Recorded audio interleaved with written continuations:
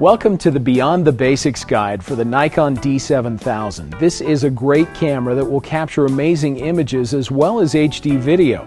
We hope that you'll enjoy learning more about it with this instructional guide. This guide is meant to be a study tool to be used in connection with and not a replacement of your camera's owner's manual. You can watch it entirely in one sitting or by chapter. Feel free to navigate to any specific chapter you wish to view at any time during the video. Please note that this guide does not cover many of the more basic features and functions of the D7000, as those topics are discussed at length in our original guide. Rather, this guide will help you move forward with your knowledge of your camera to help you take the best pictures possible.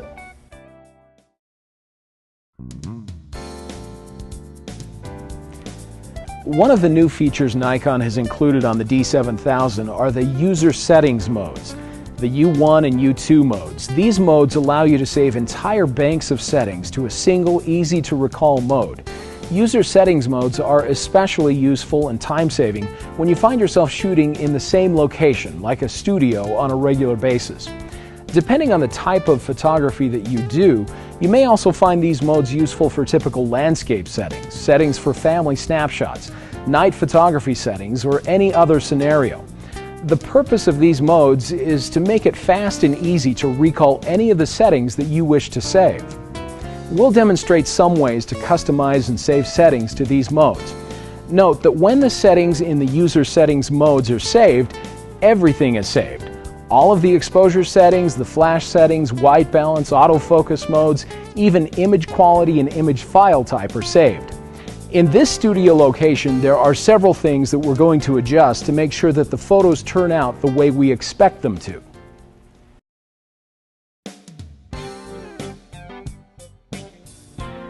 First, we want to make sure that we're using the camera's highest resolution and that we're shooting in the RAW plus JPEG Fine file format. Using both RAW and JPEG Fine will allow us the most flexibility with the images after they're taken. We'll be able to process the RAW files extensively, and the JPEGs will automatically have some basic processing applied. To set the image quality, we'll press and hold the Quality button while rotating the main command dial. We can choose from 7 different image quality options. To view the information display on the LCD monitor, press the Info button. When the information display is active, the changes can be viewed there as well as on the top LCD panel. The next setting that we'll want to verify is the image size. We want to make sure that we're using the large file format and using all 16.1 megapixels that are available on the D7000. To do this, we'll press and hold the Quality button while rotating the sub-command dial. L is for large, 16.1 megapixels. M is for medium, 9 megapixels. And S is for small, 4 megapixels.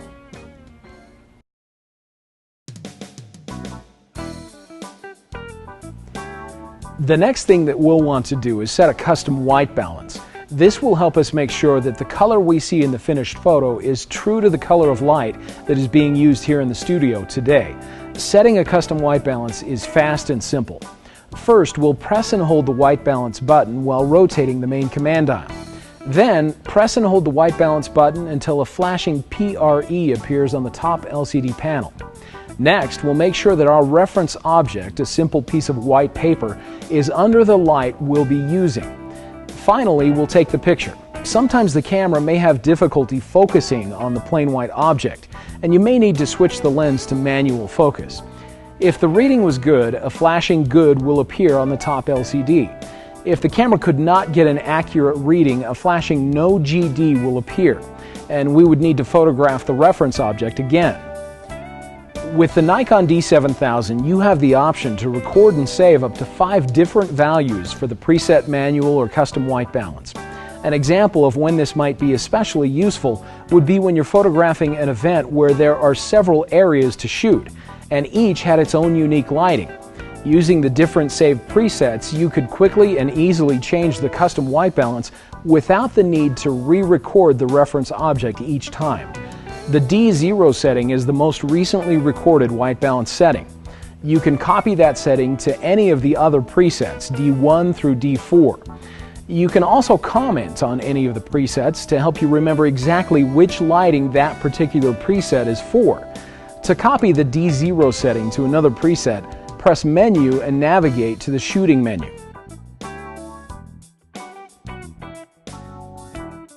Select White Balance and then Preset Manual. Next, choose the preset 1 through 4 that you'd like to have the white balance data copied to.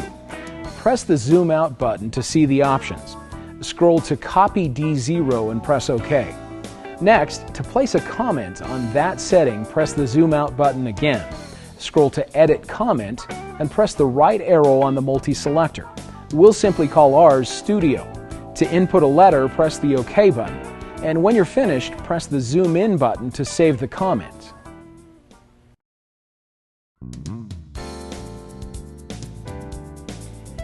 While we're customizing settings to be saved to the user settings mode, we'll want to adjust the metering mode. This camera has 3 modes: evaluative, good for most photography situations; center weighted, useful when there is contrast between subject and background; and spot, for use when there is strong contrast between subject and background and the subject fills a smaller area of the frame. For our purposes today, we'll choose the evaluative metering mode. To do this, we'll press and hold the metering mode button while rotating the main command dial until the evaluative metering icon is active. An important part of proper exposure is ISO. Since we have plenty of light, we'll be able to use a lower ISO today. We'll choose ISO 200 by pressing and holding the ISO button while rotating the main command dial. When the information display is active, the changes can be seen there as well as on the top LCD panel. The next thing you'll want to set is the exposure mode. We'll choose manual mode and we'll set the aperture and shutter speed values. To set the shutter speed, simply rotate the main command dial. To set the aperture, rotate the sub-command dial. We'll set the aperture to f4.5 and the shutter speed to 1/250th of a second. With these settings, we'll be able to shoot either with a tripod or handheld and not worry about the images being blurry due to camera shake.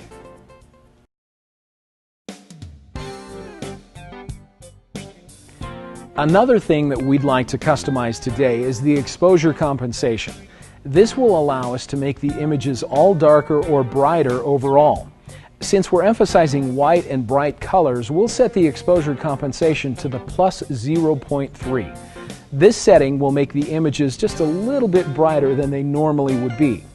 To do this, we'll press and hold the exposure compensation button while rotating the main command dial. When the main command dial is rotated to the left, plus values, meaning the image will be brighter, can be selected.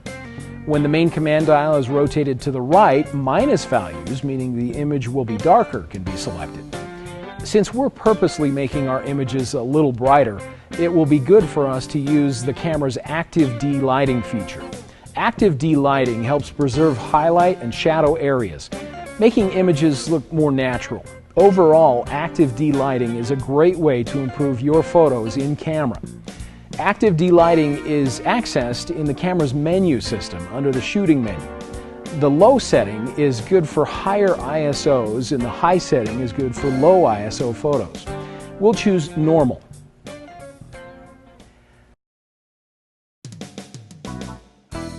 Something else that we will want to have customized for the user settings mode is the autofocus mode and area. Since the subject we're photographing is not moving, we will choose the AFS or single servo AF mode. For the autofocus area mode, we will choose auto area autofocus. This means that the camera will automatically select the focus points to use when focusing on the image. The autofocus modes and areas will be discussed in greater depth in Chapter 3. To change the autofocus modes, press and hold the AF mode button while rotating the main command dial. Single servo AF is indicated by the letters AFS. To select the autofocus area mode, press and hold the AF mode button while rotating the sub-command dial. When single servo AF is selected, there are only 2 area modes that are available, auto and single point.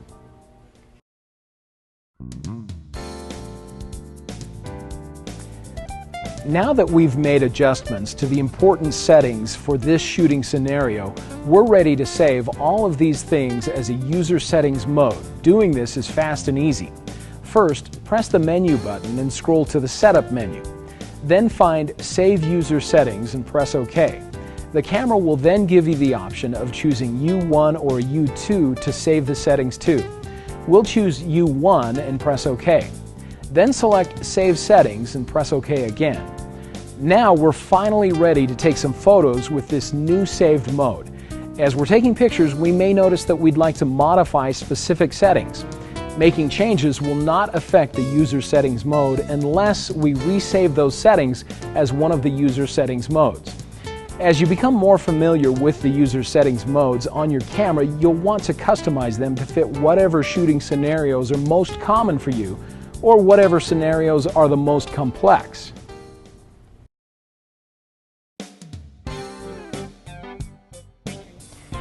You have probably heard the term bracketing as you've become more familiar with your digital camera. Let's discuss what exactly it means to use bracketing, as well as the benefits of using this method in your photography. Bracketing is a technique that allows photographers to take one photo but get 3 different versions of that photo. When exposure is bracketed, one of the photos will be properly exposed according to the camera's metering system, one will be slightly overexposed, and one will be slightly underexposed. Then you will have the ability to choose the best image of the 3, or use photo editing software to combine the 3 shots, giving the image a broad range of highlights and shadows that are all properly exposed. This technique is often called HDR, or High Dynamic Range. Bracketing has been used by professional photographers since the days of film to ensure good exposure on important shots. With digital cameras today, bracketing options are available not only for exposure, but for flash level, white balance, and with the D7000, even active D-lighting.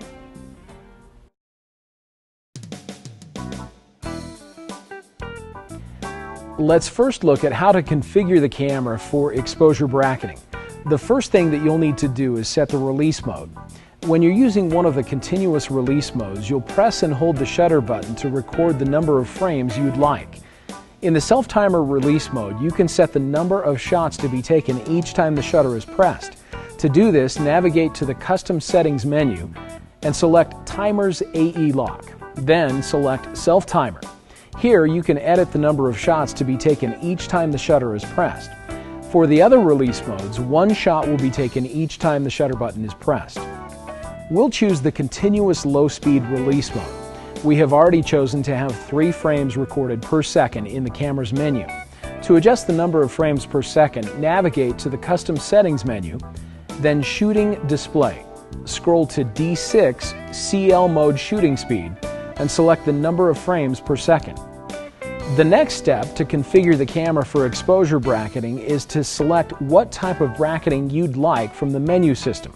To do this, navigate to the Custom Settings menu and choose E, Bracketing and Flash. Then select E5, Auto Bracketing Set. From here, you can choose AE or Auto Exposure and Flash, Auto Exposure Only, Flash Only, White Balance, or Active D-Lighting. We'll choose Auto Exposure Only. Now we can press and hold the bracketing button while rotating the sub-command dial to select the bracketing increment or the amount of variation we'd like to see in each of the shots. Variations are set in increments between 0.3 and 2. The larger the number, the more variation in exposure there will be. If you select a smaller increment like 0.3, the images will have less variation. After we've chosen the bracketing increment, we will need to choose the number of shots. To do this, press and hold the bracketing button while rotating the main command dial. 3F means that 3 shots will be taken, 1 standard exposure, 1 underexposed, and 1 overexposed. If +2 is selected, 2 images will be bracketed. 1 will be standard exposure and the other will be overexposed. If -2 is selected, again 2 shots will be taken, but this time 1 will be standard and the other will be underexposed. We'll select the 3 frames. Now all we have to do is take a few pictures. As always, we'll press the shutter button halfway to focus and the rest of the way to take the picture. Since we're in a continuous release mode, we'll hold the shutter down for a full second to record 3 bracketed images.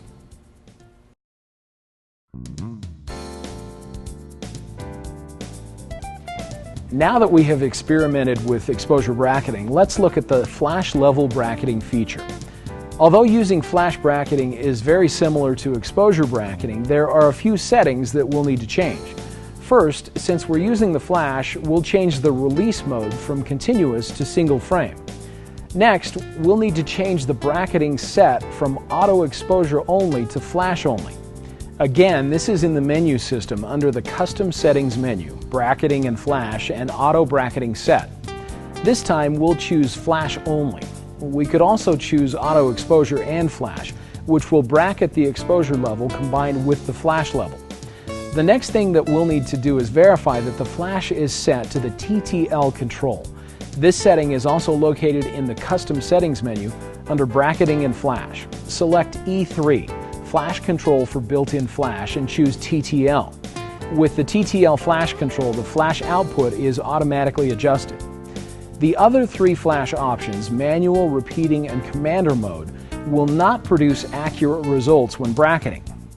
Now, all that we need to do is set the number of frames to be bracketed as well as the increment that we'd like.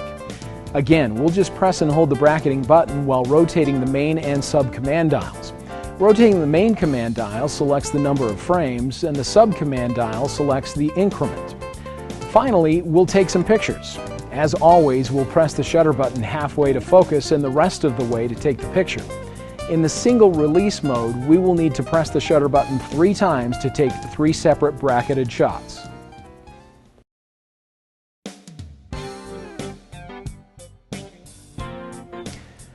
Just like we can bracket the exposure in flash, we can also bracket the white balance. Doing this will allow us greater control over the color of images, particularly in tricky lighting situations. To set the bracketing set to white balance, we'll return to the Custom Settings menu, Bracketing and Flash, Auto Bracket Set, and we'll select WB, or White Balance Bracketing. We're still in single release mode, and we've lowered the flash.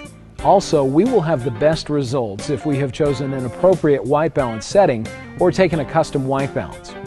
When white balance is bracketed, the shutter only needs to be pressed once and the camera will automatically generate the copies of the images. For white balance, there are 3 options for the number of frames to be bracketed. The first option is 3 frames. With this option, the first frame is the standard white balance. The second frame will have increased amber tones, and the last frame will have increased blue tones. The 2-frame options are B2F, which will record 1 standard frame and 1 with increased blue, and A2F, which will record 1 standard frame and 1 with increased amber.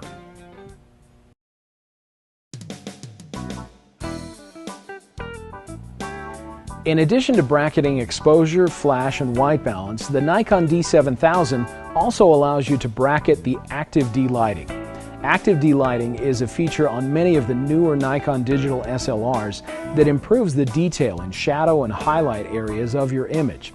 It is particularly useful in scenarios where important parts of the subject are shadowed, people wearing baseball caps in the sun, for instance. It's important to note, however, that if the active D-lighting setting is too high, more noise will be visible in the shadow areas of the image. To set the bracketing set to the active D-lighting, we'll return to the Custom Settings menu, Bracketing and Flash, Auto Bracketing Set, and we'll select ADL, or Active D-lighting Bracketing. The other thing that we'll need to look at in the menu system is the active D-lighting setting. That setting is located in the Shooting menu. We'll select Active D-lighting and High. When bracketing active D-lighting, you can get good results using any of the release modes. We'll keep using the single frame release mode. We can choose to have either 2 or 3 frames bracketed by pressing and holding the bracketing button while rotating the main command dial. Now we'll take a few pictures. If 2 frames is selected, the first frame will be taken with active D-lighting turned off, and the second will be taken with the setting that we chose a moment ago, High. If we chose 3 frames, the shots will be taken with the first set to off, the second normal, and the third to high.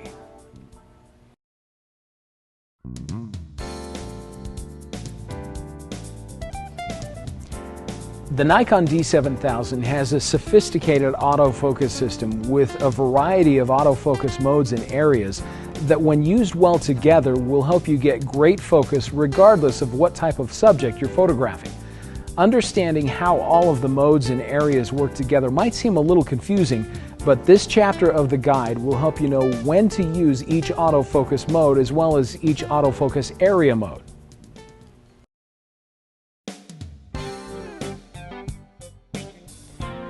Let's first discuss the camera's three autofocus modes: Auto Servo AF, Single Servo AF, and Continuous Servo AF. Note that there are two autofocus modes available in live view: Single Servo AF and Full-Time Servo AF. These focus modes will be discussed in detail in Chapter 6. The main thing to think about when you're deciding on which autofocus mode to use is whether or not your subject is in motion. In AFA, or Auto Servo AF, the camera will automatically decide whether to use the Single Servo AF or the Continuous Servo AF, depending on whether or not the subject is in motion. In this mode, the camera will switch between single and continuous servo automatically. AFS, or Single Servo AF, is intended for use with stationary subjects. In this mode, the focus is locked when the shutter is pressed halfway. This would be a good mode to choose if you're photographing products or doing portrait work with an older child or adult. The last autofocus mode is AFC, or Continuous Servo Autofocus. In this mode, the camera will focus continually while the shutter button is pressed halfway. This mode is great for use with moving subjects and would be a good choice if you're photographing at a sporting event, small children, or animals. The D7000 has an intuitive way of selecting both the autofocus modes and the autofocus area modes. Simply press and hold the AF mode button while rotating the main command dial to select the autofocus mode. Since we have activated the information display by pressing the info button, we can see the changes here as well as on the top LCD panel. Changing the autofocus area mode is much the same, except that the sub-command dial is rotated rather than the main command dial. Before we begin discussing the autofocus area modes, please note that the autofocus modes and the autofocus area modes are different things, but function together. Understanding how they work together will help your images have great focus.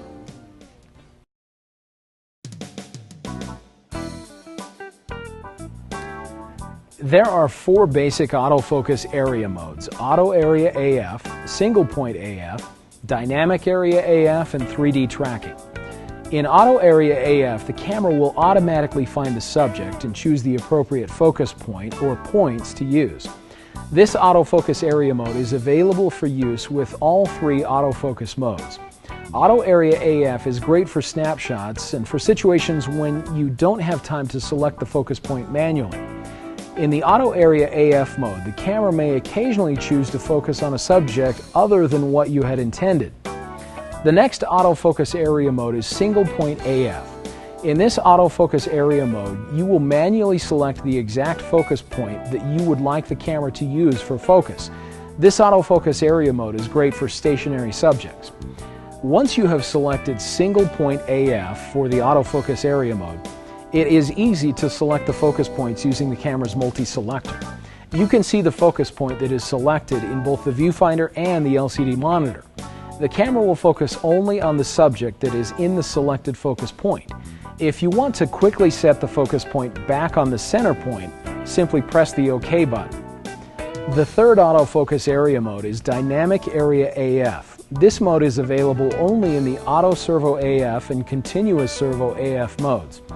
When you're using this mode, the initial focus point is selected manually, just like in the Single Point AF mode. In dynamic mode, the areas or focus points surrounding the one that you selected will be used as backup. This means that if the subject briefly leaves the selected point, the camera will focus based on the information from the surrounding focus points. In the Dynamic Area AF mode, you can choose to have 9, 21, or all 39 points used for maintaining focus. Here are some guidelines to help you know when to choose 9, 21, or 39 focus points in the Dynamic Area AF mode. If you're photographing subjects that are moving predictably, like bicyclists, you will likely have time to compose the photo and select an accurate initial focus point. In cases like these, the 9-point Dynamic Area Autofocus is a good option. If you're photographing subjects that are moving unpredictably, like a basketball player, the 21-point dynamic area AF is a good option. Using 21 autofocus points should provide sufficient backup, as these types of subjects are not likely to be moving fast enough to leave the 21-point area before you press the shutter completely. When you're taking pictures of subjects that not only move unpredictably, but very quickly as well, like a family pet, for instance, you'll probably want to use the 39-point dynamic area autofocus. Using all 39 points will mean that the camera should be able to achieve focus regardless of where the subject moves in the frame. Now that we've discussed the versatility that is available with the dynamic area AF mode, you may wonder how exactly the 3D tracking AF area mode is different. Simply put, the dynamic area AF mode is great for subjects that generally move in one direction within the frame. With 3D tracking, focus can be maintained for subjects that quickly move not only side to side, but also forward and backward within the frame. Good examples of these types of subjects would be figure skaters or rodeo participants.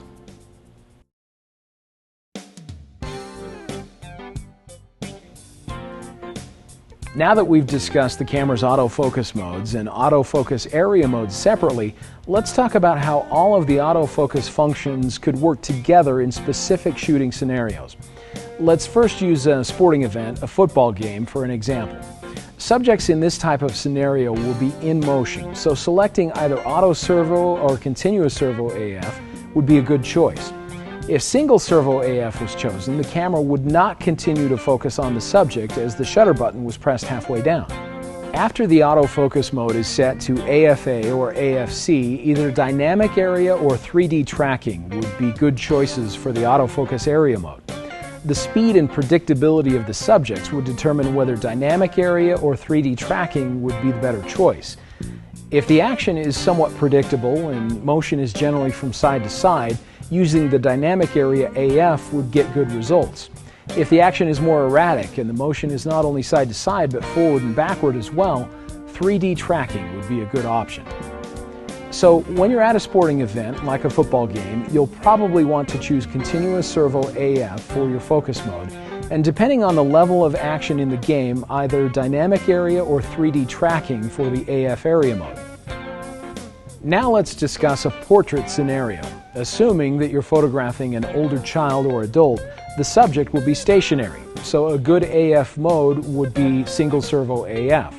If the subject was a young child that might move more, you could also use the auto servo AF mode. For the autofocus area mode, you could choose the auto area AF or the single point AF. For older subjects with less motion, the single point AF would be the best way to assure the focus was exactly where you intended it.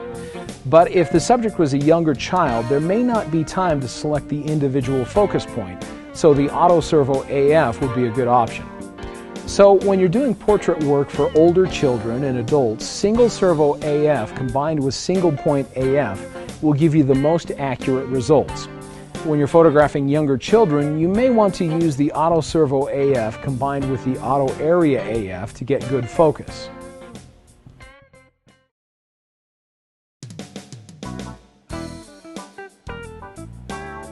The D7000 has a feature for creating multiple exposures, as well as a feature for interval timer photography. These features are great for creative and artistic shots, as well as for when you'd like to document a specific series of events.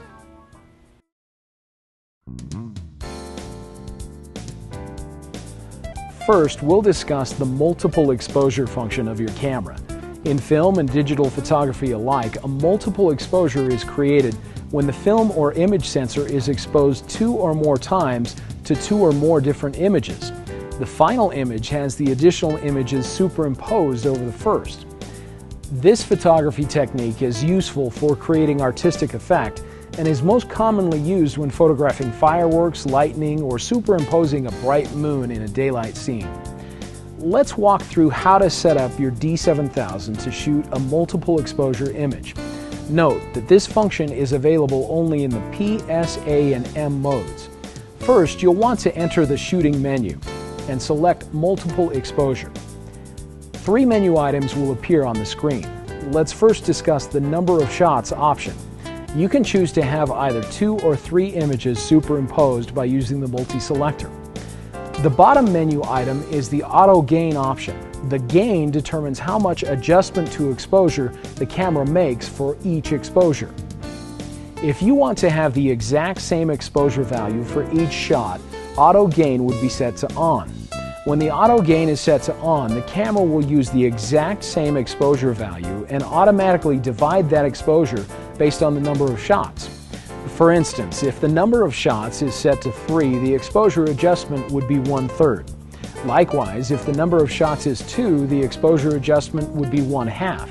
This way, when the exposures are combined into one image, the total exposure will be the equivalent of one proper exposure. There are times when you'll want to set the auto gain to off if you're photographing subjects with a dark background, or if you want to manually control the exposure for each shot, the off setting would work well. The other time that you would want the auto gain set to off is if you were using a technique called masking, where part of the lens is covered for the first shot and then the opposite part of the lens is covered for the second shot.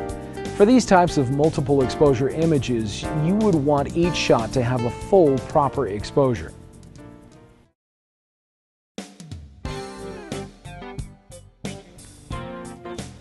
Another feature of the D7000 is the interval timer. With this feature, you can set the camera to take photos at preset time intervals, which can be minutes or hours. Photographers use this feature for documentary, scientific work, as well as artistic and creative purposes.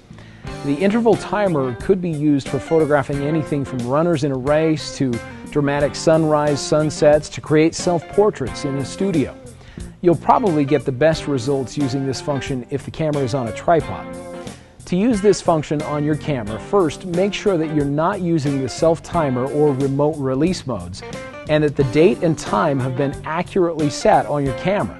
Then enter the shooting menu and select Interval Timer Shooting. You can choose to have the camera start shooting now or at a specific time.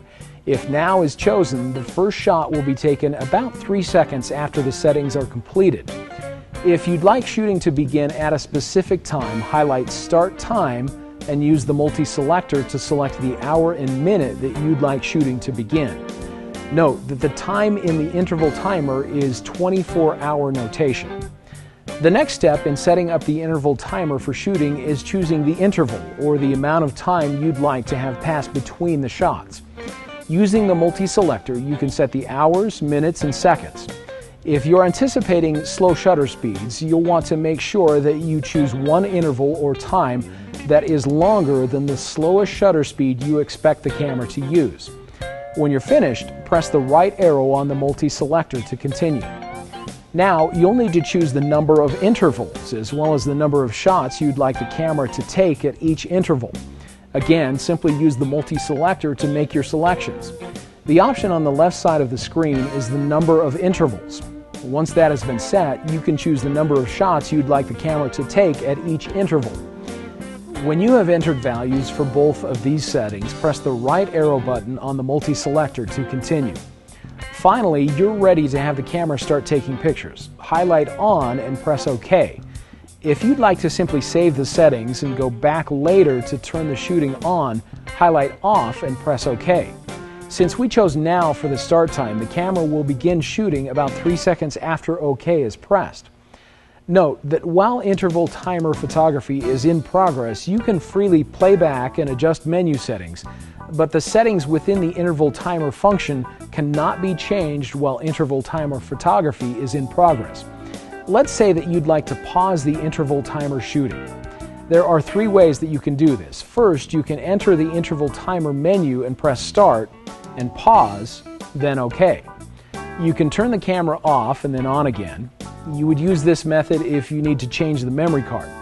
The last way to pause interval timer photography is by either rotating the release mode dial or the live view switch. When you'd like shooting to resume, simply choose a new starting time, as we did earlier, and enter the shooting menu and select Interval Timer Shooting. Then either choose Now or set the starting time. Select Restart and press OK. Using the interval timer on your D7000, you will be able to capture great photos, whether they are documentary or more creative.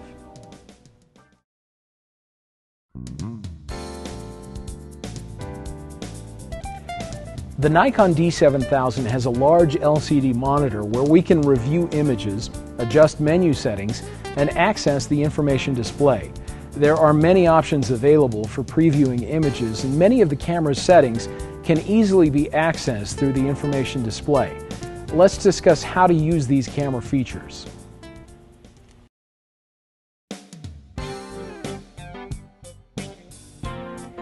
In addition to basic playback of your images, you can also view a variety of information about the image, as well as histograms and overexposure warnings. Let's first look at the basic image review screen. By default, the image review displays some basic file information. In this display, you can see this is frame number 5 out of 15 frames on the card. We can also see the file name, image quality and size, date and time the image was recorded, and current card and folder name where the images are saved. We can view more information about the image by simply pressing the down arrow button on the multi-selector. In addition to the data that was displayed in the basic image review, we can also see the camera settings that were used when the image was taken. Below the image, the camera settings are displayed.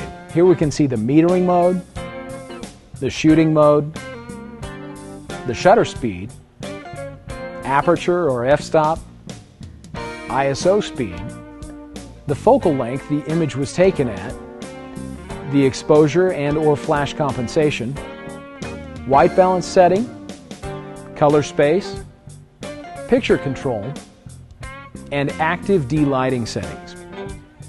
A histogram is displayed to the right of the image. This graph shows the basic tone distribution of the image.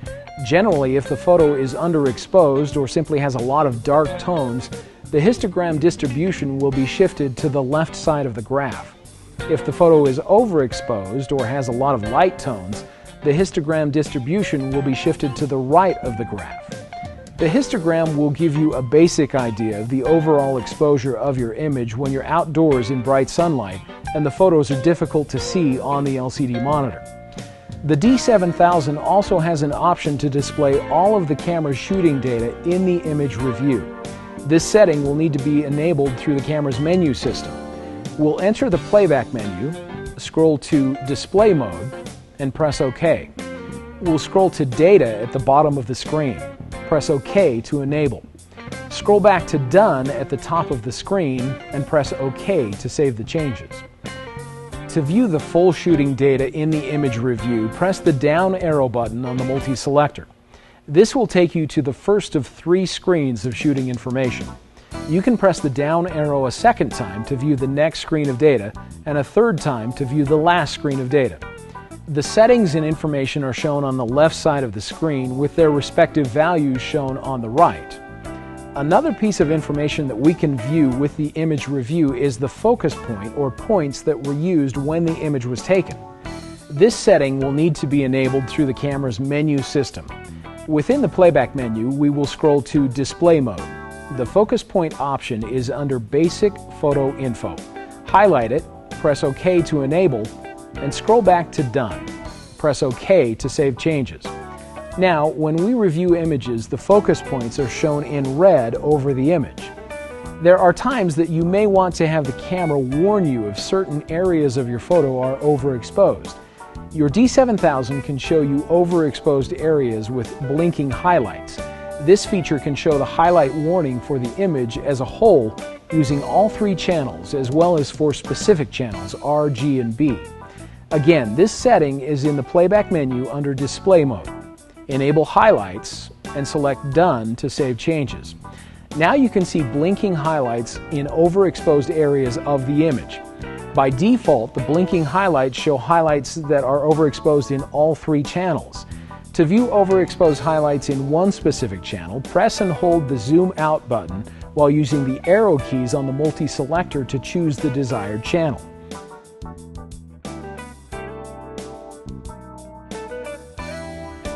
Another useful feature in the playback menu is the ability to delete multiple images at once.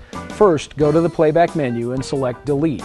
Choose Selected and the camera will bring up a thumbnail view of the images on the memory card. To choose a photo for deletion, press the Zoom Out button. To view a larger version of an image, press and hold the Zoom In button. We'll select a few images, press OK to confirm that we want them to be deleted, and highlight Yes to delete the selected images.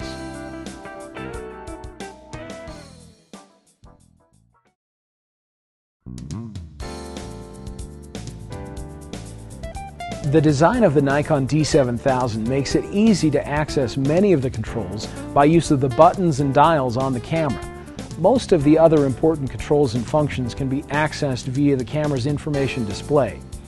To view the information display, press the Info button. The upper portion of the frame shows a wide variety of camera information: shooting mode, shutter speed, aperture, release mode, exposure meter, exposure compensation, metering mode, battery indicator, image quality and size, focus mode and area, ISO and white balance, and the number of shots remaining are all displayed here. Toward the bottom of the information display, there are additional camera settings that can be accessed quickly. First, there is the movie quality setting. To change this setting, we'll press the Info button to gain access to this portion of the information display. Then we'll press the OK button and the camera will automatically display the movie quality settings section of the menu. Here we can make our selection, press OK again, and be immediately returned to the information display to continue shooting. Next to the movie quality setting, there is the high ISO noise reduction indicator. This setting determines how much noise reduction the camera applies at higher ISO settings. Next is the active D-lighting indicator. As we discussed earlier, the active D-lighting helps protect detail in shadow and highlight areas of an image. The color space option is next. Your camera has two color space options. Some photographers prefer the sRGB mode, as it requires less processing later. Other photographers prefer the Adobe RGB mode, as this mode has a wider range of colors, making it a preferred option for images that will be extensively processed on the computer. The next option will allow you to assign a specific function to the depth of field preview button. Options include depth of field preview, where pressing the button before the shutter button is pressed will show you the depth of field that your image will have. You can also choose from 19 other options. As you scroll through each of the options, you can press the white balance button, also the help button, and the camera will provide a brief explanation of that function. Many of these other options are discussed in detail in the function button section in Chapter 8. The bottom row of camera settings in the information display begins with the auto distortion control. Activate this setting when you want to reduce lens distortion with wide-angle or long lenses. The next setting is the long exposure noise reduction setting. When this is set to on, images with shutter speeds longer than 8 seconds will have noise reduction applied. The next setting is the picture control setting. With this option, you can choose from standard, neutral, vivid, monochrome, portrait, and landscape.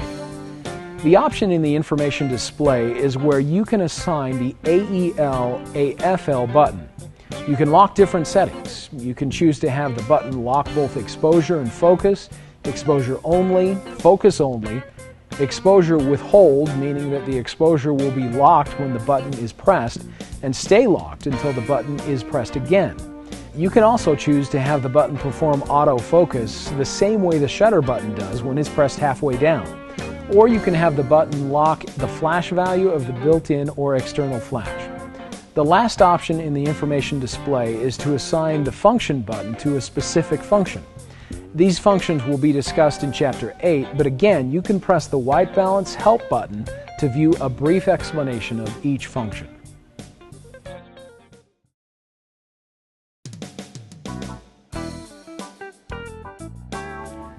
In live view and movie mode, there are several options that will make using these modes easier, faster, and will help you get better photos. We'll be discussing the optional displays, focus modes, and areas, and options specific to the camera's movie mode.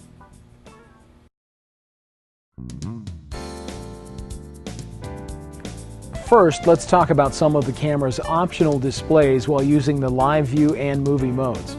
This is the standard default view in live view mode. At the top of the screen, we see the shooting mode, the focus mode, and the area, active delighting settings, image quality and size, and the white balance. Toward the bottom of the LCD monitor, there is a series of icons displayed. The icons indicate that when the Help Protect button is pressed in conjunction with the up and down arrows on the multi-selector, the monitor brightness can be adjusted. Note that only monitor brightness is affected and that exposure will remain as set by the exposure and shooting settings. Below the live view image, other camera shooting settings are displayed. The metering mode, shutter speed, aperture, exposure compensation, ISO, and number of shots remaining can be quickly viewed on the default screen in live view. Pressing the info button allows us to toggle through the different display options. The next option that is displayed when the info button is pressed is the Show Movie Indicators. With this option, the top and bottom of the screen are grayed out to show what the crop will be for the recorded movie. We can also see that the audio recording indicator is shown on the left side of the monitor, and the recording time remaining as well as the movie quality settings are shown on the right side of the monitor. When the info button is pressed again, the indicators will all be hidden. To view the camera's live view framing grid, press the info button again. The framing grid is useful for creating well-composed photographs. Pressing the button one more time will display the camera's virtual horizon. This makes it easy to see whether your shot is level or not. When the line and arrow are yellow, the camera is not level. When the line and arrow are green, your camera is level. You can also use the virtual horizon to help you include creative tilts in your images.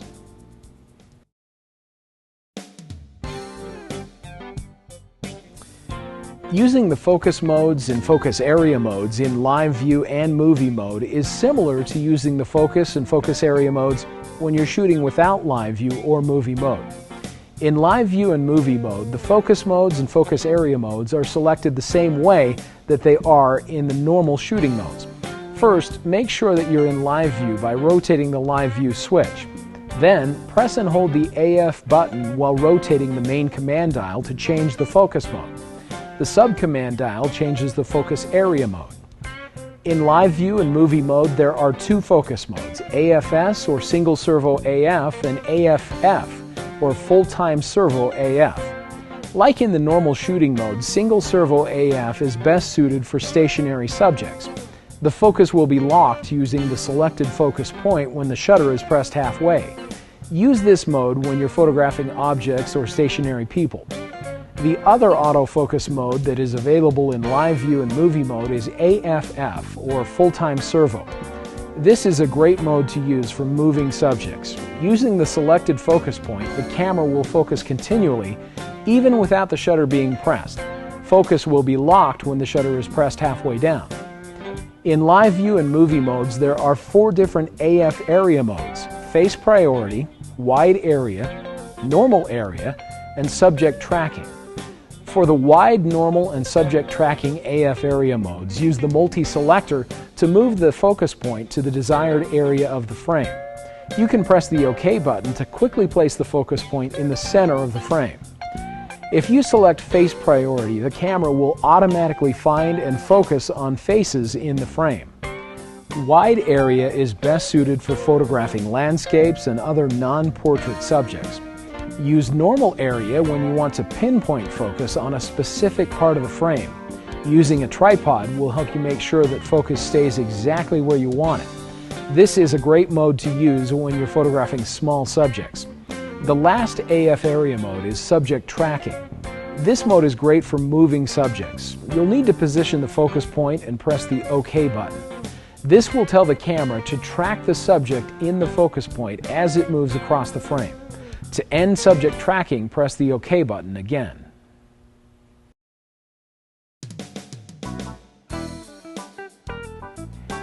In addition to great photos, the Nikon D7000 is also capable of recording amazing quality HD video.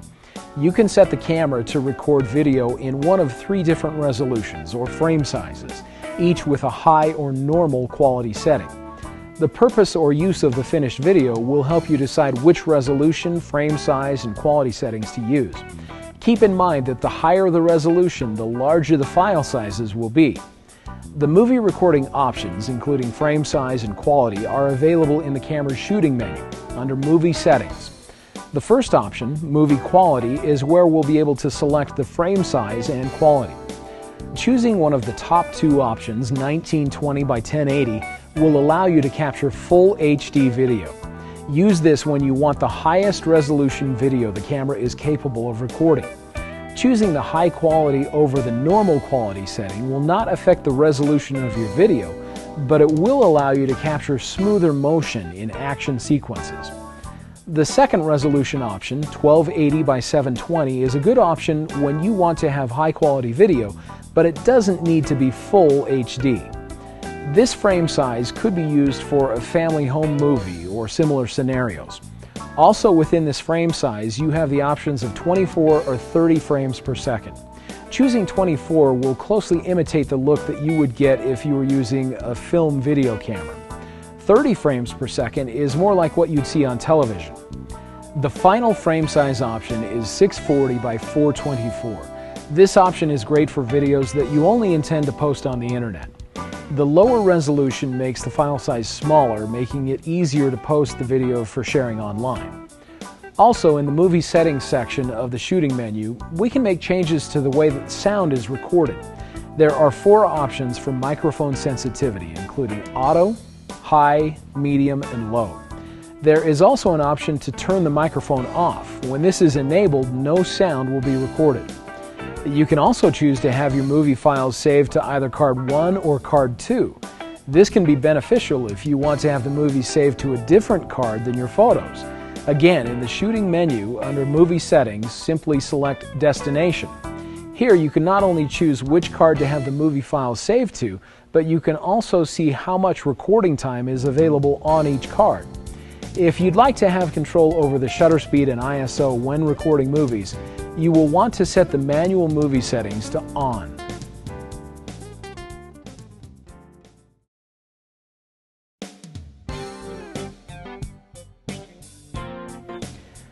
One of the benefits of digital photography is the ability to process or edit your images to enhance or change the photo.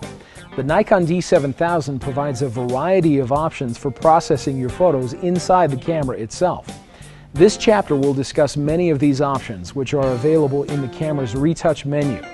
The first item in this menu is D-lighting, which allows you to brighten shadow areas in an image. First, you'll need to select the image you want to apply the correction to and choose the amount of correction you'd like to apply. On the right side of the screen, a preview image is displayed as you scroll through the options. Choosing low will improve some of the darkest shadow areas. Normal will brighten more of the shadow areas, and high will brighten most of the shadow areas in the image. After you have made your selection, press OK to save the image. The camera will make a copy of the image and save it to the memory card. Retouched images have the retouch icon displayed at the top of the image. Another useful feature is trim, where you can crop a photo in camera. Using the camera's zoom in and zoom out buttons, you can adjust the size of the crop, and rotating the main command dial will allow you to change the aspect ratio. You can also use the multi-selector to move the crop to your desired area of the frame. Finally, you can press OK to apply the crop and save the image as a separate file. Although photo editing software makes it fast and easy to convert your color images to black and white, your camera will do a great job with this task as well. You can choose from black and white, sepia or brown tone, or cyanotype or blue tone. With both sepia and cyanotype, you can adjust the intensity of the color with the multi-selector's up and down arrows. In the Filter Effects section of the Retouch menu, you can choose to apply one of 7 filters to your image. The Skylight filter will reduce the blue in the image. The Warm filter will give the photo a warm red cast. The red, green, and blue intensifiers will enhance or intensify that specific color in the image. You can use the multi-selector's up and down arrow keys to increase or decrease the effect. The cross-screen filter is a way to create starburst effects for light sources in the image. There are several options with this filter. First, you can choose the number of points you'd like each starburst to have, 4, 6, or 8. Then you will be able to choose the amount or the brightness of the light sources that will be affected. You'll also need to choose the angle and length of the filter points. After your selections have been made, you can select Confirm to see the effects of your changes. From here, you can make adjustments, or you can save to have a copy saved to the memory card. The last filter in filter effects is the soft filter, which will apply a soft photo effect to the image. You can use the multi-selector to choose the amount of softness that is applied and press OK to save a copy of the image. Also in the retouch menu is the image overlay option. With this feature, you can mimic the effect of a double exposure image with better results than can be produced with photo editing software. Note that when using image overlay, only raw image files can be used. Let's discuss how to use the image overlay feature. First, we'll need to decide what file type we'd like the camera to save the finished image as. All of the options are available, so we'll choose RAW plus Fine JPEG. Now we'll go to the camera retouch menu and select Image Overlay. Here, the camera prompts us to choose the images. For each image, we can adjust the amount of gain or what the exposure for each image will be in the final photo. A small preview is shown on the right side of the screen. To view a larger preview, highlight Overlay and press OK. If you like the results, press OK to save the file. And if you'd like to make the adjustments, press the Zoom Out button.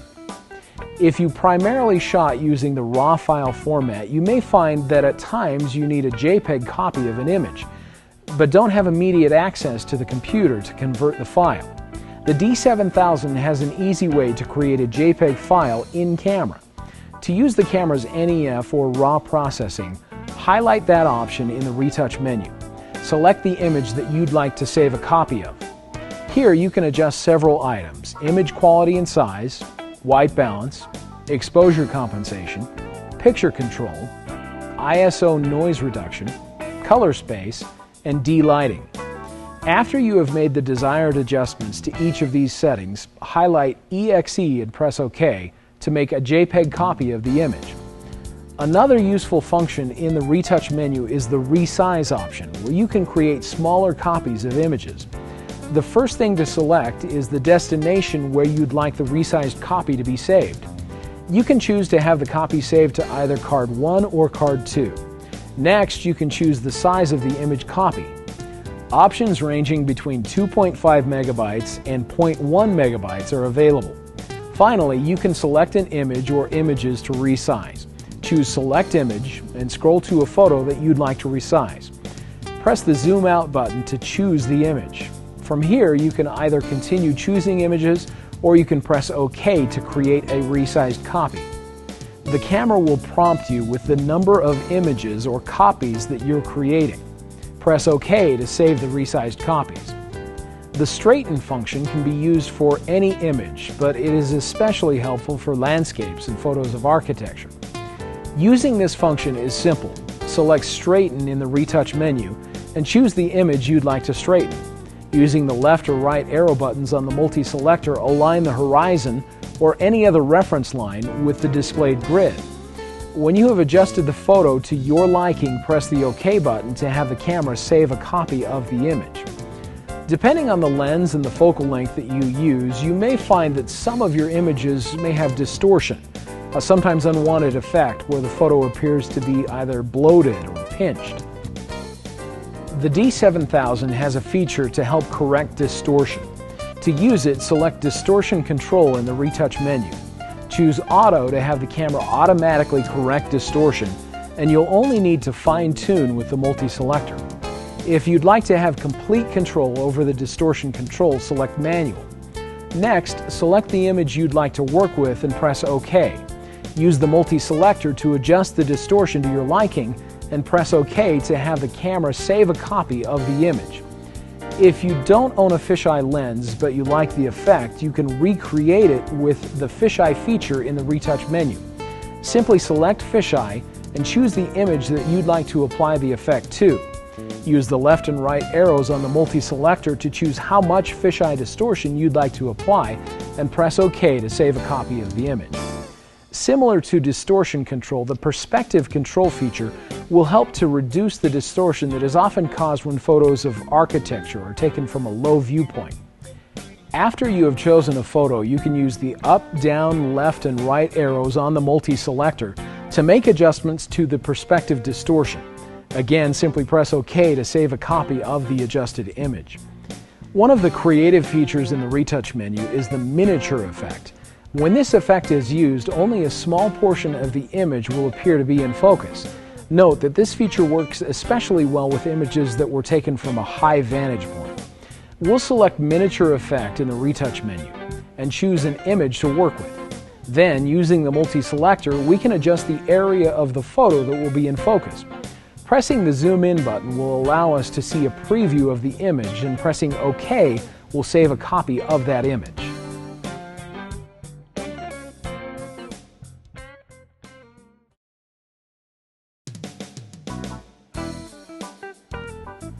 The Nikon D7000 has many intuitive controls, including many multi-use buttons and dials.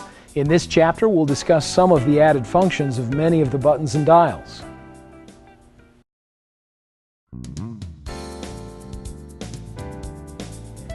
Something that I use frequently when I'm shooting outdoors at night is the LCD panel backlight. To activate it, simply rotate the camera's power switch to the backlight icon. The LCD panel will be backlit for about 5 seconds. Although it is reasonably easy and efficient to use the camera's menu system to format the memory card, there is an even faster way to do this. Press and hold the delete button and the metering mode button at the same time. A FOR, the number of shots remaining, and the card slot will flash on the LCD screen. By default, card 1 will be formatted. To select card 2, rotate the main command dial. Press both buttons a second time to confirm that you'd like to format the card. Another handy feature is the ability to use the quality and exposure compensation buttons to perform a 2-button reset. This reset will restore the camera to the default settings. Simply press and hold these 2 buttons at the same time for more than 2 seconds. The top LCD panel will blink. The AEL/AFL button allows you to lock the metering and/or focus and then recompose the shot. The exposure lock feature should be used with the center weighted and spot metering modes. To use the exposure and focus lock, place the focus point over the subject and press the shutter button halfway to focus. Then, with the shutter button still pressed halfway, press and hold the AEL/AFL button. The exposure and focus will remain locked while these buttons are pressed. Recompose the shot and press the shutter button the rest of the way down to take the picture. When you're using the single point autofocus area mode, there may be times that you want to make sure that the focus point does not accidentally change. Using the focus selector lock will prevent the focus point from changing. First, select the desired focus point and then rotate the focus selector lock to the L or lock position. You can then continue shooting, pressing the shutter button halfway to focus on the selected point and the rest of the way to take the picture. This little tab is called the meter coupling lever. This feature allows you to use older manual focus lenses and have aperture control. You can program up to 9 of these lenses into the camera's memory.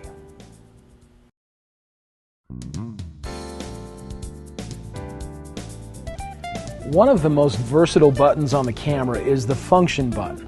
There are 20 different functions that you can choose from to have the function button control.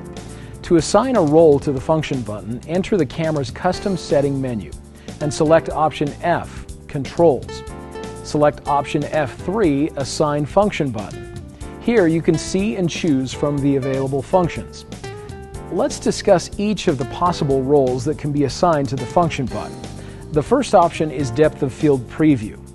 If this option is selected, the function button will show a preview of the depth of field for an image in the viewfinder before the shutter is pressed. The FV lock function will lock the flash value for either the built-in flash or one of Nikon's external flash units. The FV lock will be activated when the function button is pressed and canceled when the function button is pressed again. The next 4 options are all related to exposure and focus lock. Use these options when you want to recompose a photo after focusing and/or metering exposure. Note that with the exception of the AE lock hold option, the function button will need to be pressed and held until the photo is taken for the exposure and/or focus to remain locked. The AE-AF lock option will lock both exposure and focus when you press and hold the function button. The AE lock only option will lock the exposure only, and the AE lock hold option will lock the exposure and hold the exposure lock until the function button is pressed a second time or until the exposure meter turns off. And the AF lock only option will lock the focus only. Choose the flash off option when you'd like to force the flash not to fire while the function button is pressed and held. This function is useful in an auto shooting mode as well as some of the camera's scene modes when the flash fires automatically. Using bracketing burst allows you to use the single or quiet release modes to record all of the shots in a bracketing set when the shutter button is pressed. Note that the exposure, flash, or active delighting bracketing must be active for this function to work properly. If you are bracketing white balance, or if one of the continuous release modes is selected, the camera will record an additional set of bracketed images while the shutter button is held. If you assign the function button to active delighting, you will be able to press and hold the function button while rotating the main command dial to adjust the active delighting settings. If you're shooting in JPEG only, using the plus RAW option will allow you to record a JPEG plus RAW image after the function button has been pressed. This is a great option when you only need a few of the images from a shoot to be recorded in the RAW file format. Assigning the function button to matrix, center weighted, or spot metering will activate that metering mode when the function button is pressed. When framing grid is selected, you can press and hold the function button while rotating the main command dial to turn the framing grid in the viewfinder on and off. Another handy feature for when you're composing your photos is the virtual viewfinder horizon. When this feature is activated, the exposure meter in the viewfinder is converted into a tilt meter when the function button is pressed and held. If you have programmed different menu items in the My Menu section of the camera's menu system, you can assign the function button to immediately take you directly to the top item in that menu. If you want to use the function button in connection with the command dials to adjust shutter speed and aperture, you can assign the function button to one-step speed aperture. The Nikon D7000 is compatible with many non-CPU lenses, and if those lenses are properly entered into the camera's memory, you can have access to much of the CPU lens data. Non-CPU lenses are lenses that were manufactured before 1986 or are missing the CPU contacts. The CPU contacts allow communication between the camera and the lens about things like aperture, focusing distance, and metering. There are 9 available places in the memory for you to add non-CPU lenses, and you can assign the function button to quickly tell the camera which of these lenses you're currently using. To have the function button immediately enter the camera's playback mode, you can assign the function button to playback. The final option that you can choose to have your function button assigned to is Start Movie Recording. Doing this will allow you to immediately start recording a movie anytime that you're in the live view mode.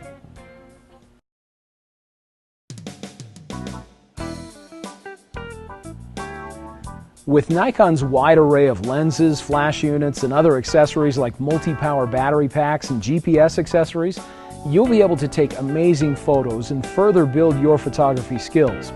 Please note that using some third-party accessories, particularly flash units and multi-power packs, can cause damage to your camera and will void your Nikon warranty. You will want to check with your authorized Nikon dealer or service representative for more information about the use of third-party accessories.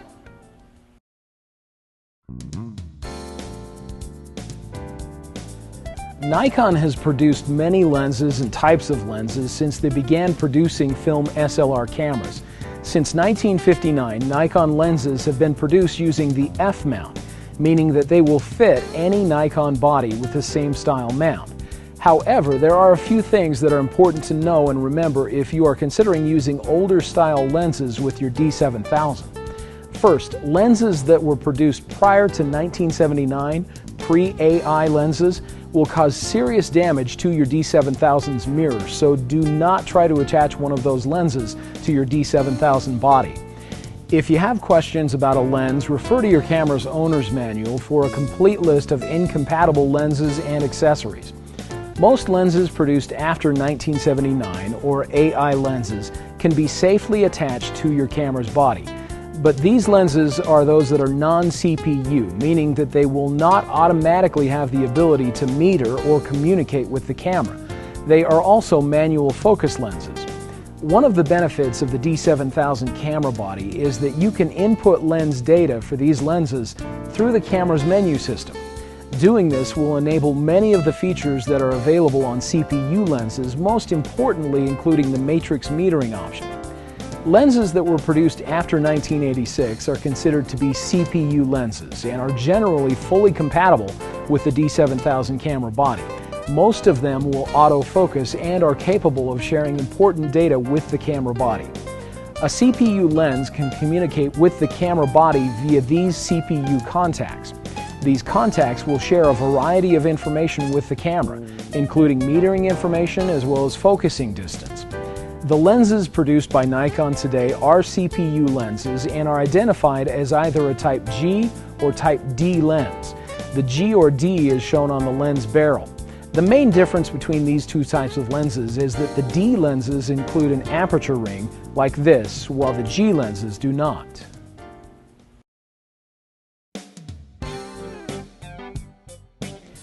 Now that we've discussed a little about lens compatibility, let's discuss choosing a lens. With over 70 lenses in Nikon's current lineup at the time of this production, it can seem overwhelming to know what lens or lenses will help you with the type of photography you're doing. Let's first talk a little bit about lenses and apertures. When shopping for a lens, you will notice that all lenses have a maximum aperture, or f-stop. Smaller numbers like f1.4 or f2.8 are considered to be faster. They allow a lot of light into the camera. If your lens has a range of apertures, note that the largest aperture can be used only at the widest focal length. This is how the aperture or aperture range is indicated on a lens barrel. The maximum aperture of the lens is important to keep in mind when you're shopping for a lens, especially if you're planning on doing photography in low light conditions, action or sports photography, or if you're looking to create photos with a very shallow depth of field. After the maximum aperture of the lens, the next thing that you'll need to consider is the focal length. Nikon lenses are available in a wide range of focal lengths, each with its own benefits and uses. The focal length on a lens is the first series of numbers on a lens's barrel, and it's measured in millimeters. This lens, for instance, is an 18 to 105 millimeter lens, or the focal lengths range from 18 millimeters to 105 millimeters. Lenses that have a range of focal lengths, like this 18 to 105, are zoom lenses. Zoom lenses have the ability to get closer or farther away from the subject without ever actually moving the camera. Lenses that have only one focal length, like this 50 millimeter 1.8 lens, are prime lenses. Prime lenses do not have zooming capability, but many professional photographers prefer them, particularly for portraits because of the great clarity they offer. With this understanding of focal lengths in millimeters, we can discuss some of the different ranges of focal lengths, as well as the lens categories that different focal lengths fall into. Lenses that are less than 50 millimeters are considered to be wide-angle lenses. So the 18 to 105 that we just talked about would fall into the wide-angle range because it goes down to 18 millimeters. Wide-angle lenses are great for landscape shots, as well as situations where space is limited and you want to include as much of the scene as possible. Mid-range lenses have between 50 and 85 millimeters. This range of focal lengths is great for family snapshots, portraits, and vacations. The 18 to 105 lens that came with this D7000 also falls into the mid-range category. These lenses are often referred to as walk-around lenses because they are so versatile and can be used for a variety of subjects and shooting scenarios. Telephoto lenses are lenses with over 85 millimeters and are great for getting closer to your subject. Sports and wildlife photographers use telephoto lenses extensively to zoom in on the subject. Telephoto lenses are also great for getting amazing close-up shots of flowers or other small objects. If you're photographing very small objects and you want to have the ability to capture even the smallest details, you'll want to look into a dedicated close-up or micro lens. The focal lengths for dedicated close-up lenses range between about 60 millimeters and 200 millimeters. In addition to apertures and focal lengths, there is one more important feature that you should consider when you're shopping for a Nikon lens: vibration reduction, or VR. Vibration reduction will help you get a sharp focus at slower shutter speeds. This feature is especially useful in low light conditions and can make the difference between a photo like this and a photo like this. The vibration reduction feature is not available for all lenses, and it is activated with a small switch on the lens barrel, normally located near the autofocus manual focus switch.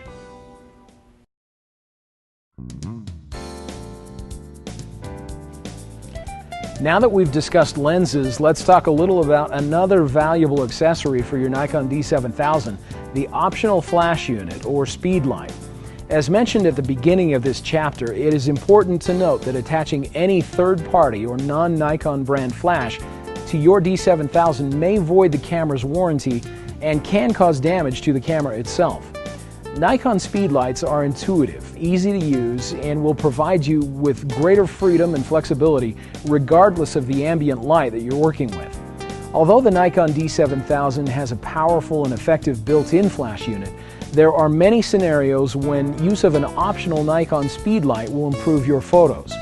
Let's talk a little about some of the advantages and features of Nikon speedlights, particularly the ITTL technology, wireless lighting system, and high-speed sync. Nikon's ITTL, or Intelligent Through-the-Lens technology, makes it easy to get not only proper exposure, but good balance between the natural light in a scene and the light that the flash provides. When this feature of the flash unit is enabled, a very small and fast pre-flash is emitted, which measures the existing light or ambient light in the scene and tells the flash how much additional light is needed for a balanced, proper exposure. The ITTL technology is effective for shots taken with the flash directly aimed at the subject, as well as for shots with the flash bounced from a wall or ceiling. Notice that not only are the subjects properly exposed, but the backgrounds are as well.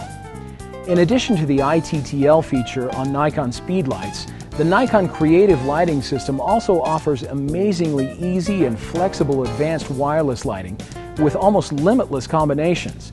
This system communicates wirelessly from each speedlight group to the camera itself.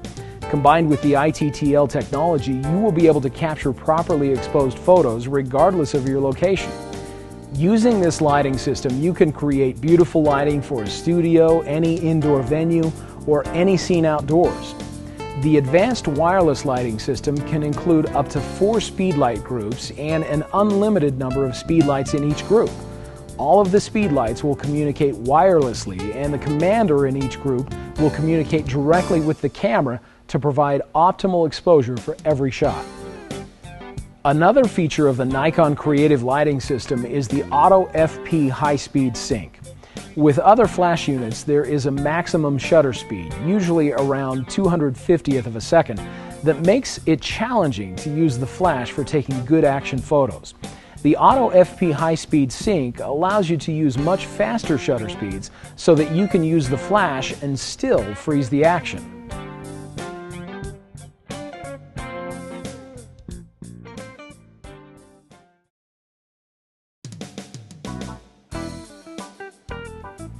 Although Nikon has many other accessories for their digital SLRs, there are 3 that you may find particularly useful: an external microphone for movie recording, the GPS unit, and the optional multi-power battery pack. The D7000 has a built-in microphone for movie recording. However, On occasion, the sound that is recorded through this built-in microphone may include noise from the camera's focusing mechanisms or vibration reduction. The use of an optional external microphone will prevent this type of additional noise from being recorded, and you can also use an external microphone to record stereo. External microphones are commercially available from third-party manufacturers. When you're shopping for one, you'll want to look for one with a 3.5mm stereo mini pin jack. Another accessory that you may find useful is the optional GP1 GPS unit. The GP1 attaches to the camera's accessory shoe and will record the camera's current position when photos are taken. The data is then stored with the exposure settings and other camera information in the image's metadata. The last accessory that we'll discuss is the optional MB-D11 multi-power battery pack. This battery pack will accommodate either two of the EN-EL15 batteries, like the one that came with the D7000, or you have the option of using a battery holder that will accommodate one EN-EL15 and four rechargeable AA batteries. Using this battery pack will tremendously extend the number of shots you'll be able to get on a single charge. The battery pack also has an additional shutter release button, so you can easily hold the camera horizontally or vertically and have easy access to the shutter release.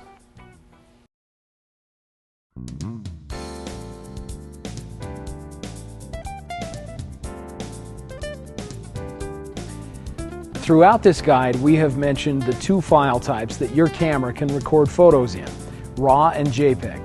Note that RAW files are actually saved as NEF files in Nikon's proprietary file format. Let's talk a little more about these two file types. There are several important things to know about NEF or RAW files. First, they are not actually image files. They are actually the raw data saved to the memory card directly from the image sensor. Next, RAW files are uncompressed, meaning that the file sizes are considerably larger than those of compressed files. RAW files have a much broader range of tones. Shadow and highlight areas have more detail than JPEG files. Also, you can make extensive edits to a RAW file without losing data or image quality. And finally, RAW files appear flatter with less color and contrast and must be processed on the computer before they are printed. JPEG files, however, are very different from RAW files. JPEG files are a standard image file format that can be read by any image software. They are compressed, which means that not all of the image data is actually saved. Because they are compressed, JPEGs are much smaller in file size. JPEGs have a more narrow range of shadows and highlights and will lose some image data each time they are edited. Finally, JPEG files are processed by your camera and are able to be printed directly from the memory card.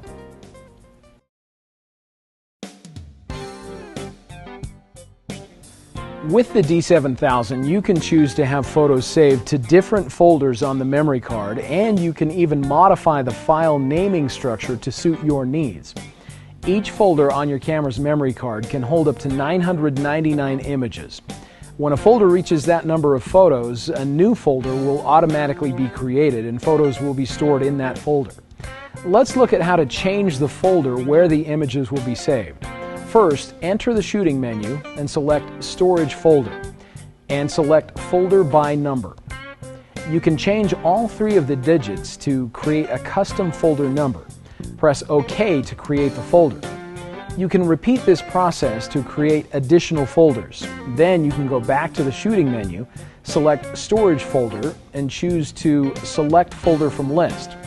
Here you can choose which folder you'd like images to be saved in.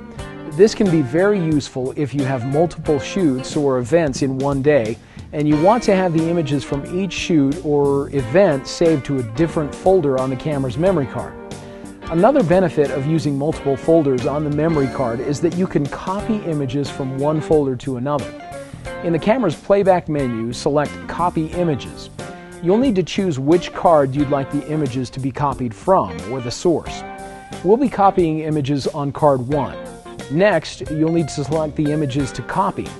Since we want to copy only some of our images to another folder on the memory card, we'll choose Select Protected Images. Here, we can use the Zoom Out button to select which images we'd like to copy. and we'll press OK to continue. Now we can choose the destination folder. If there are already multiple folders created, you can choose From List, or if you want to create a new folder to copy the images to, you can choose By Number. Here we'll create the folder number as we did earlier and press OK. Now we can select Copy Images and press OK to confirm.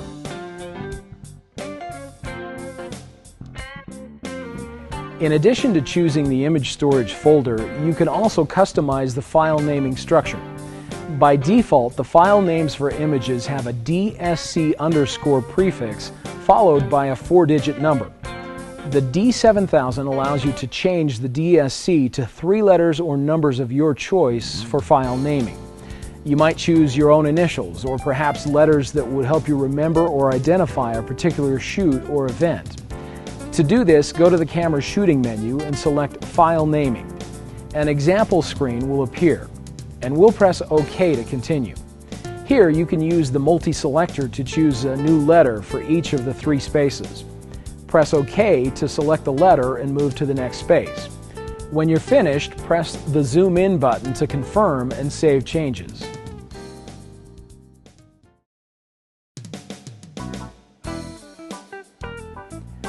As a digital photographer, your digital files have great value and you'll want to make sure that they are protected and preserved.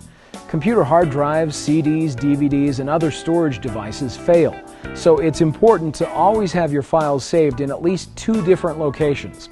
There are many ways you can back up your files, and we'll discuss a few of them here, including CDs and DVDs, external and redundant hard drive systems, and online backup systems.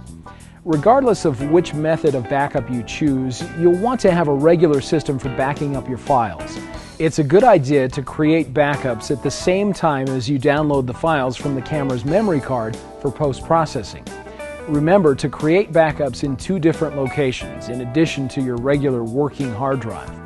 You'll also want to create backups of your processed images at set times each day, week, or month, depending on how frequently you are updating or adding files to your computer.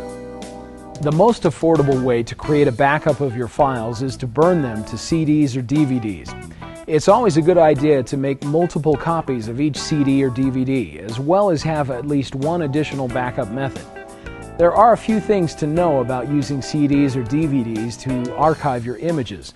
Although the topic is debatable, our research found that many low-quality writable CDs or DVDs have an average lifespan of about 15 years when properly stored and cared for. If you choose to use these discs, you'll want to make sure that you not only have multiple backups for each disc, but you'll also want to periodically check the discs for signs of deterioration or discoloration. There are several companies that use gold and silver in the manufacture of their discs to ensure the archival quality.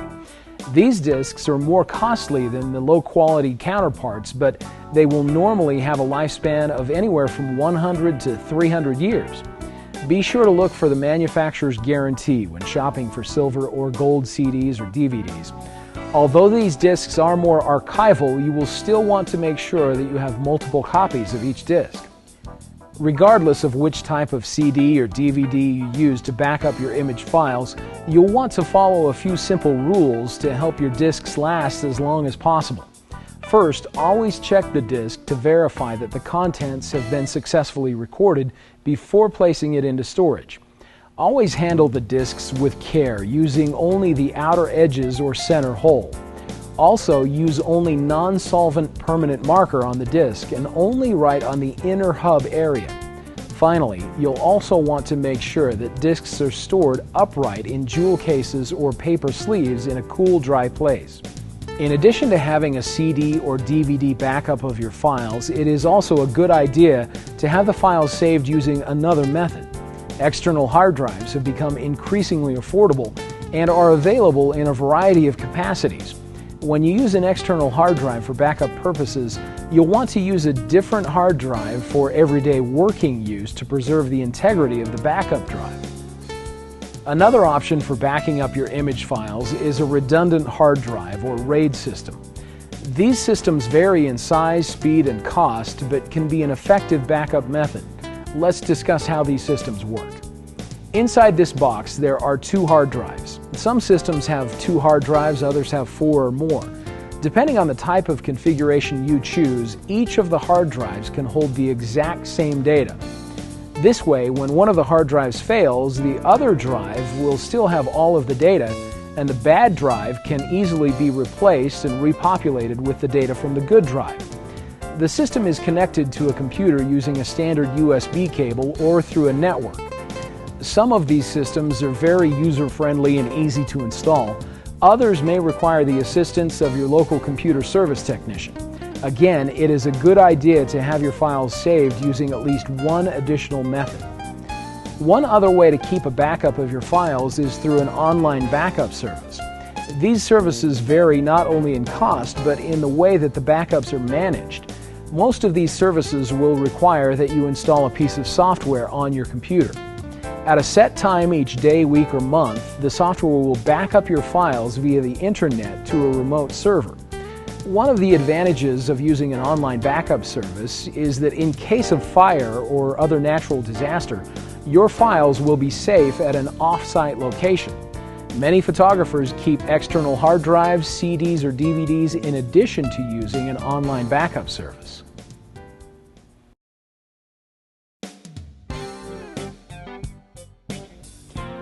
Your Nikon D7000 is a sophisticated camera and will need some basic care and maintenance to keep it in good working condition. Here are some tips for storing your camera. First, when your camera will be stored for a long period of time, keep the monitor cover in place. Also, remove the battery and use the battery cover. Next, make sure that the storage location is cool and dry and does not get exposed to temperatures above 120 degrees Fahrenheit. Avoid storing the camera in areas with high humidity, near televisions, radios, or other equipment that produces strong electromagnetic fields. When you're using the camera regularly, you'll want to protect it from several environmental elements that could cause damage. The camera should stay dry, and contact with dust or sand should be avoided. You'll also want to avoid subjecting the camera to sudden changes in temperature. If the camera is cold and is suddenly brought into a warm environment, condensation or moisture can build up on the camera's internal components. Also, leaving the lens pointed at the sun will cause damage to the camera's image sensor. Finally, make sure that the camera is turned off before you remove the battery, memory card, change lenses, or attach any accessory to the accessory shoe. You'll want to consult your owner's manual for a complete list of care techniques and cautions. Let's talk a little now about ways to properly clean the camera without causing damage. To remove dust or lint from the camera body, a blower is a good tool to have on hand. Using this tool, you can also clean the lens, viewfinder, and mirror. To further clean the camera body, you can use a soft, dry cloth. Do not use alcohol or other harsh chemicals. If the camera has been used at a beach, use a dampened cloth with distilled water to clean the camera body. After the blower tool has been used to remove any dust or lint, you can use a soft cloth with a small amount of lens cleaner to gently clean the lens, monitor, and viewfinder. Your D7000 can be set to automatically clean the image sensor each time the camera is turned on or off using the camera's low-pass filter. To do this, enter the camera's setup menu and select Clean at Startup Shutdown. Next, choose which option you'd like and press OK to save your changes. You can also clean the image sensor manually. Step-by-step instructions are available in your camera's owner's manual. When cleaning the image sensor, great care should be taken as damage to the image sensor or low-pass filter can easily occur. QuickPro suggests that you contact a Nikon authorized service representative for assistance in cleaning the image sensor or other internal camera components. Nikon suggests that your camera be inspected every 1 to 2 years by the original retailer or Nikon authorized service representative. Additionally, the camera should be serviced every 3 to 5 years by authorized Nikon service personnel. We hope you've enjoyed learning more about your Nikon D7000. We know this new information will give you enough confidence and know-how to take your photography skills to new levels. Remember, you can refer back to any section of this guide at any time. Watch for more QuickPro guides on newly released cameras. Thanks for watching.